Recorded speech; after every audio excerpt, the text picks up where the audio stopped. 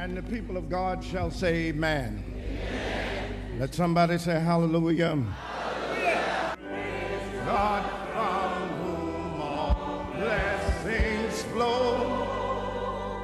Praise Him, my Savior, all the day long. Hallelujah. Hallelujah. Many hearts are broken and tears are still being shed. But through it all, we are reminded that we serve a God